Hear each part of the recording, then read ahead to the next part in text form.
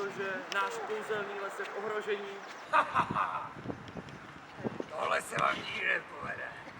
Jediným králem lesa jsem tady totiž já. To není žádná pravda, Vojto, moji hrdinové tě porazí! Ne, nikomu se to nemůže podařit. Musíte se do toho pořádně obout, protože Vojta už mi komplikuje život a všechny v kouzelném lese akorát tak jim znepříjemňuje život. Na cestě na vás čeká spousta překážek, které vy musíte vyřešit.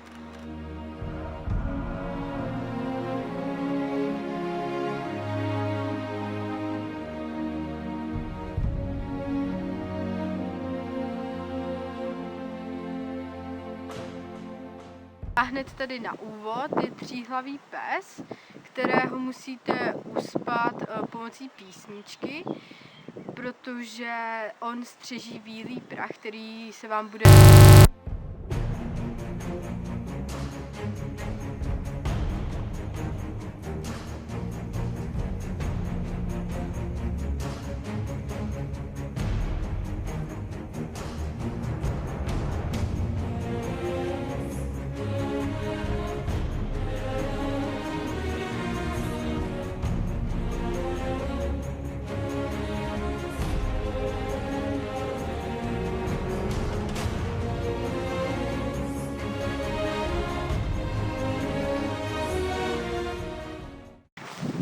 Leží slávny Excalibur.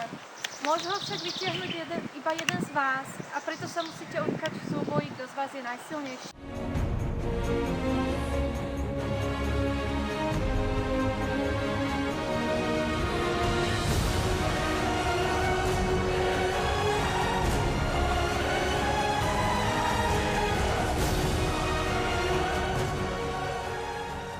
Já vím, že se vám podařilo veškeré nástrahy splnit, protože jsem v kouzelném lese potkal zlého černoknižníka, svého bratra, a viděl jsem, jak každá vaše splněná překážka mu ubírá na síle. Ztratil jsem všechnu svou sílu. Díky tomu, že jste zvládli nástrahy, které jsem vám přichystal v pohádkovém lese. Ale nezabíjejte mě. Mám pro vás návrh. Tato mapa patří pokladu, který jsem ukryl.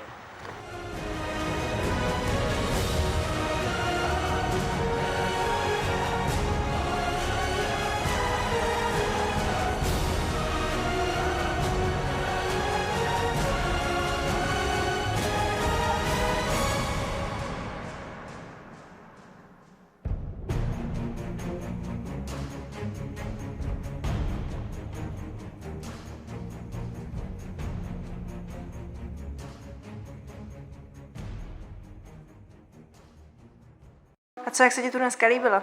Ale jo, dobře. Ten relativně, no co mám. Popínko.